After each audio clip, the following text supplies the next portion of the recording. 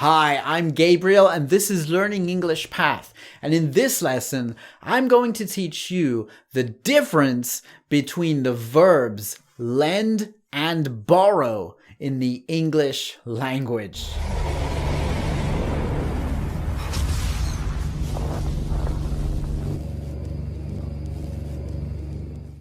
All right, in this lesson, I'm going to teach you the difference between lend and borrow. This is a mistake that I catch many English learners making.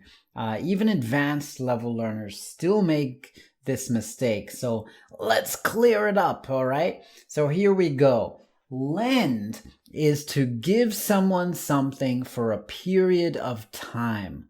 All right, so I'll lend you my pen. Or could you lend me your car for a day? All right, lending is the act of giving. But to borrow something is the other way around. So that is to get something for a period of time. Like, I'll let you borrow my pen. Or could I borrow your car for a day? All right. The amount of times that I've heard students say, I will borrow you my pen. No, that's wrong. It's I will lend you my pen. Or could I borrow your pen, right? So here we go. It's very simple. So let me just give you 3 exercises. See if you've got it. So the first one, could I your computer, please? Right. The answer is, could I borrow your computer, please? Right? Because you want to have the computer. You want to use the computer. So it would be, could I borrow it? Could you give it to me? Number 2, did I you my book? I forgot.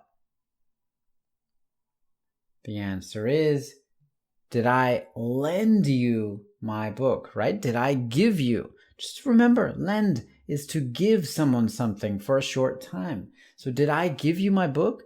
Did I lend you my book? I forgot. And finally, you can a book from the library. The answer is, you can borrow a book from the library.